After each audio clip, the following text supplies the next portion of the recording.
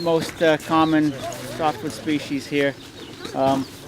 One easy way to ID the pines is the needles grow in clumps of 5. So if you remember white, W-H-I-T, 5 letters, and there's 5 needles in that cluster.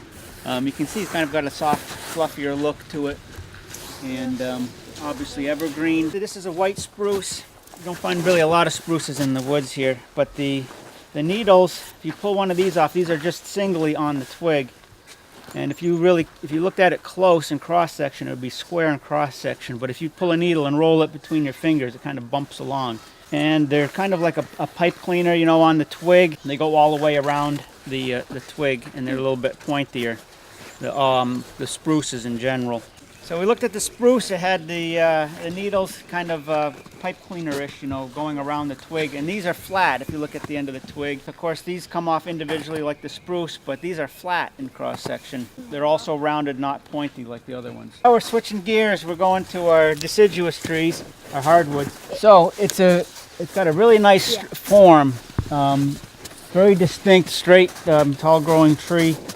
And as you're looking at trees, try to find a clue that is something that is different from other trees. And you can see these seed pods that are left on the twigs. What they are in the spring, it's a beautiful flower, and then it turns into this big bud. It turns a seed pod, and it's got these wings, chimeras, that are a clump. It almost looks like a cone on the tree, and they slowly break apart and fly around. And you can still see some that are left on the end of the twigs. The deciduous trees are broken down into 2 broad groups, alternate and opposite branched or budded trees. The majority are alternate. And what that means is if you look at the twig, there's a bud here, and then there's one here, and they just kind of stagger their way down the twig. Yeah, and it's also persistent to the twigs too. Next to it, we have a sugar maple.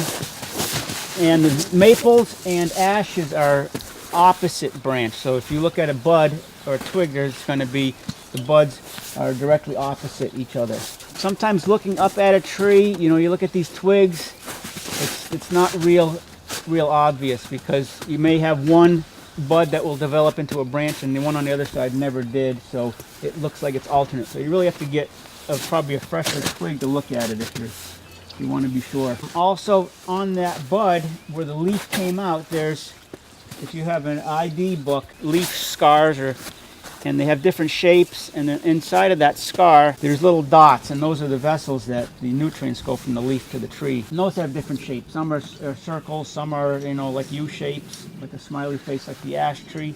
So those are things to look at.